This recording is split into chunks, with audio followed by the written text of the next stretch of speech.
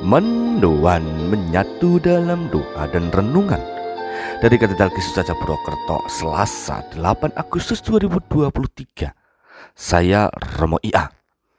Selamat pagi Bapak Ibu Saudara-saudari, berkah dalam.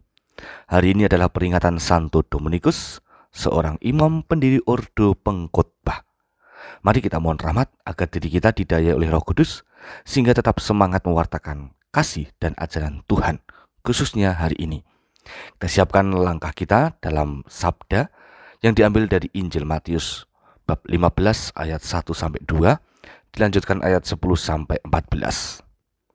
Dalam nama Bapa dan Putra dan Roh Kudus. Amin.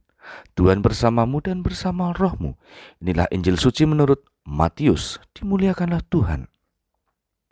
Sekali peristiwa datanglah kepada Yesus beberapa orang Farisi dan ahli Taurat dari Yerusalem. Mereka berkata, "Mengapa murid-muridmu melanggar adat istiadat nenek moyang? Mereka tidak membasuh tangan sebelum makan." Yesus lalu memanggil orang banyak dan berkata, "Dengarkan dan camkanlah. Bukan yang masuk ke dalam mulut yang menajiskan orang, melainkan yang keluar dari mulut, itulah yang menajiskan orang." Maka datanglah para murid dan bertanya kepada Yesus, "Tahukah engkau bahwa perkataanmu itu telah menjadi batu sandungan bagi orang Farisi?" Tetapi Yesus menjawab, "Setiap tanaman yang tidak ditanam oleh Bapakku yang di surga akan dicabut sampai akar-akarnya. Biarkanlah mereka itu. Mereka itu orang buta yang menuntun orang buta. Jika orang buta menuntun orang buta, pasti keduanya jatuh ke dalam lubang." Demikianlah sabda Tuhan. Terpujilah Kristus. Bukan yang masuk ke dalam mulut yang menajiskan orang, melainkan yang keluar dari mulut, itulah yang menajiskan orang.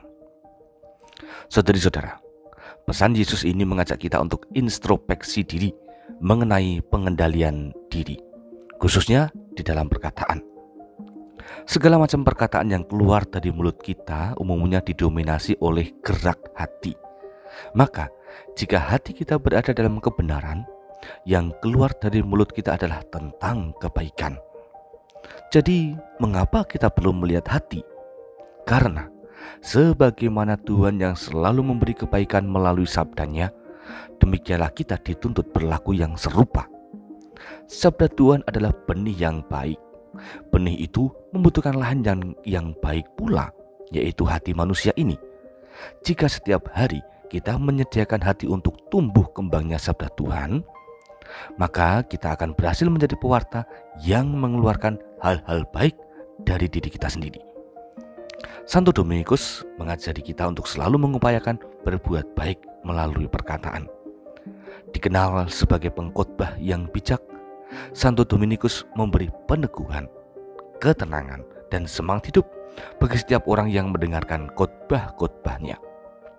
Santo Dominikus menjaga selalu ucapan dari hatinya untuk memberi kasih kepada orang lain.